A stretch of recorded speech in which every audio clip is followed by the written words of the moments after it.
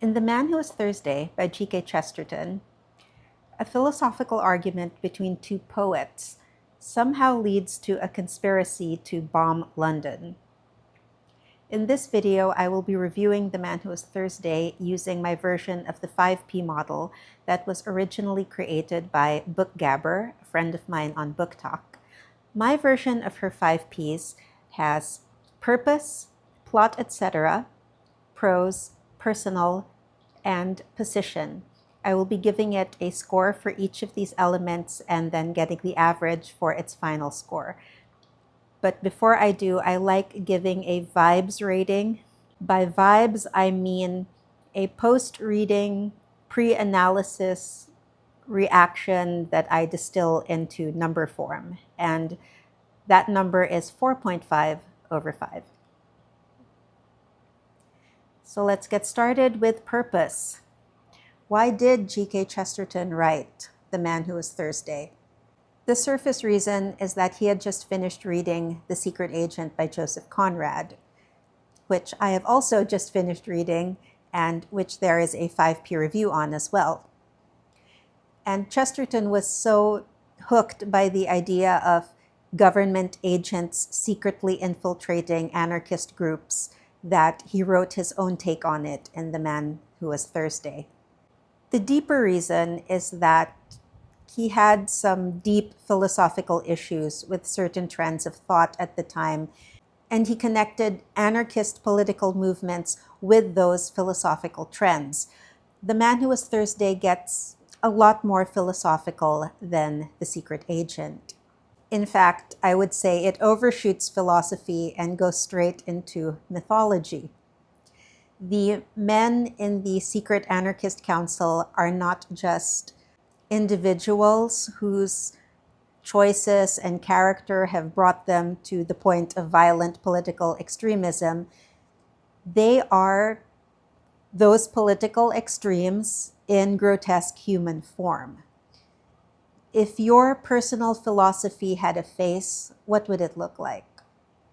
And if all the creeds of the world gathered in council, who would preside over them? Those may be questions you never thought to ask, but The Man Who Was Thursday is your answer. So for purpose, I give Chesterton a 5 out of 5. The second category in the 5P model is plot, etc. The etc. refers to character and setting. I will give it a score for each of these three literary elements, and the final score for plot, etc. will be their average. Let's start with plot. It's pretty simple on the surface. A policeman uncovers a plot to bomb London, and he has to find a way to stop it without blowing his own cover. This is a common enough plot in detective novels or spy fiction. And perhaps it's also a common plot in fever dreams, because that is what The Man Who Was Thursday actually is. It's subtitled, after all, A Nightmare. But since Chesterton was not just writing about politics and police work, but also about philosophy, this concept is actually quite ambitious, and I dare say he lost a bit of control over it, especially towards the end. We start in London, where the story is pretty tense. We get to France, where it gets even more exciting, especially with the surprises that he pulls out for us. And then we go back to England, and it kind of becomes insane. And I actually don't know if the last part, especially the cab chase through London, was a deliberate dip into surrealism or an accidental fall into farce.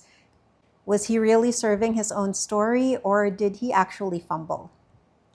And because of that, I give plot a 3.5. As for character, the characters are not very deep at all. Not even our main character, Gabriel Syme. And they're not meant to be very deep. Even when we start uncovering layers to them, it doesn't individualize them. It actually makes them more interchangeable. There are some stories that keep characters bland on purpose so that the reader or the viewer can self-insert and experience the story in a more vicarious way. That was done to great effect with Neo in the Matrix movies. It's not quite what Chesterton is doing here, but if I were to say more, that would be an incredible spoiler. So I'll just stop here and give character a score of 3. Finally, for setting, Chesterton was pretty clear that he was not describing the world as it was, or even the world as he saw it, but the world as it looked through a lens of pessimism and doubt and despair. If Conrad's boogeyman was anarchism, Chesterton's boogeyman was philosophical pessimism.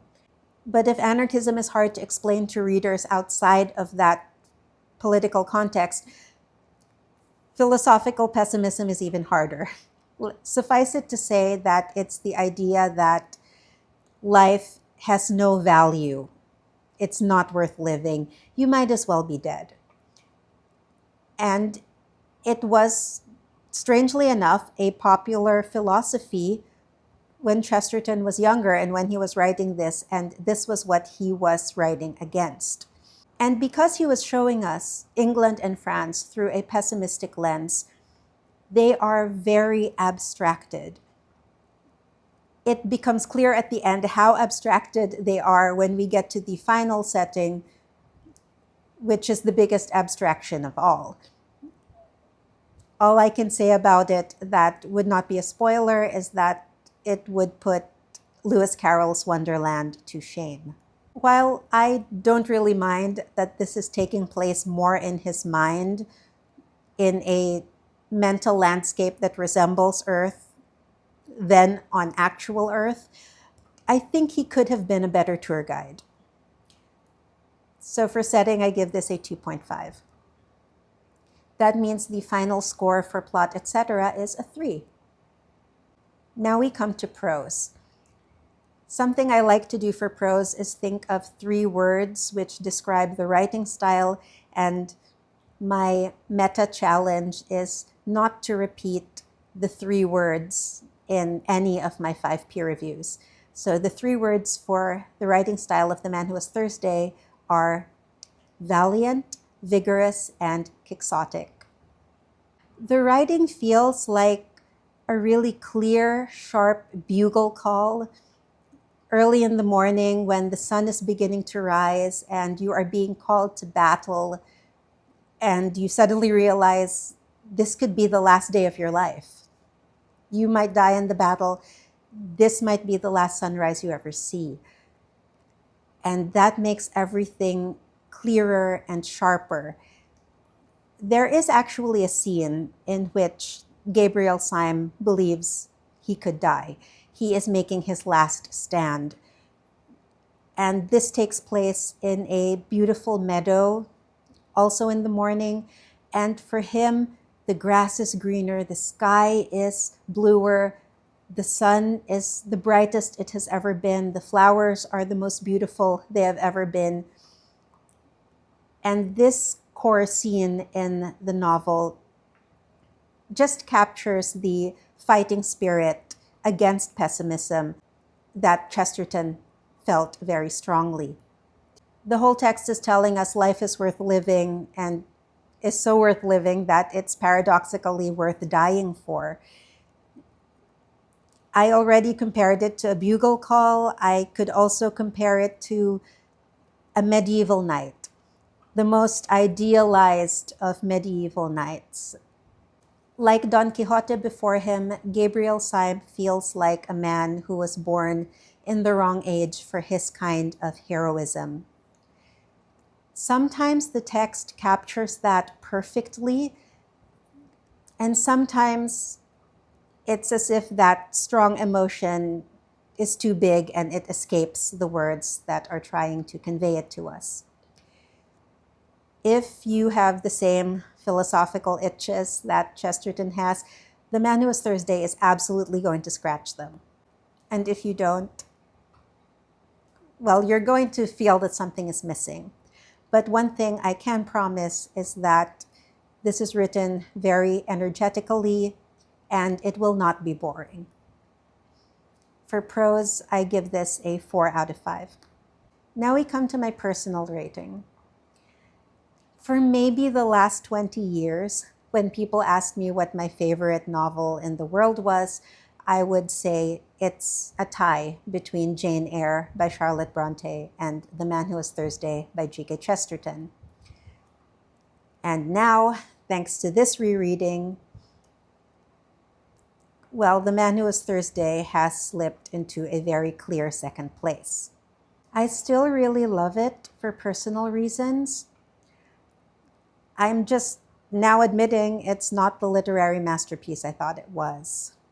I would still recommend it to people as a worthwhile glimpse into the mind of a really original thinker. Just word of warning, he has not tidied up his mental space beforehand as other hosts would do, but all that clutter is worth looking at. And unless you're a certain someone whom I'm going to name in a short while, you will find this visit worthwhile. My personal rating is a 4.5 out of 5. Finally, let's look at position. This is where I take into consideration a book's place in the literary canon and its spot in pop culture in general. And if I were doing this video even 15 years ago, it would have a higher score. Unfortunately, despite the best efforts and the most enthusiastic delusions of the Catholic blogosphere of the 2000s and 2010s, G.K. Chesterton and his writing are never going to be more than niche. Chesterton is usually mentioned alongside C.S. Lewis because they were both believing Christians who were writing in defense of Christianity at a time when Christianity was becoming unfashionable. And I think that his being mentioned with Lewis in this respect is well-deserved. The main reason he is not as well-loved or as critically regarded as Lewis is that his fiction is not that great. Lewis gave us the Chronicles of Narnia, the Space Trilogy, Until We Have Faces, which have appeal beyond Christian circles. And Chesterton's only claim to fame in that area are the Father Brown detective stories, and frankly, just the early ones. The latter ones kind of become a parody of themselves.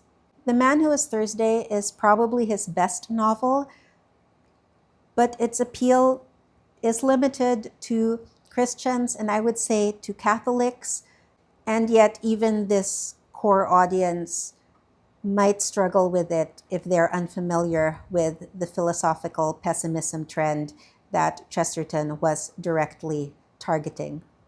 Honestly, The Man Who Was Thursday's greatest literary impact was probably that it disgusted George Orwell so much that he wrote an angry allusion to it in 1984. So now, with apologies to my younger self, who really wanted this book to be the great rediscovered classic of the 21st century, for position, I'm giving this a 2.5 out of 5. Adding all those scores together now, we get a final 5P rating of 4.6 over 5, which is actually higher than I thought it would be, despite my vibes rating. Despite this being a big favorite of mine, I allowed myself to be a little more critical of it this time around.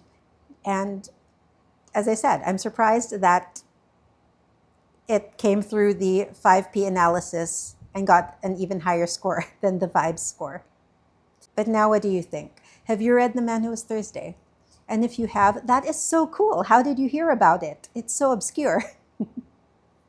I tried my hardest to avoid spoilers in this video, but I am willing to discuss every spoilery thing in the comments. So If you want to discuss the plot, the characters, the surprises, or even my scores, please leave a comment. I'll be happy to read it.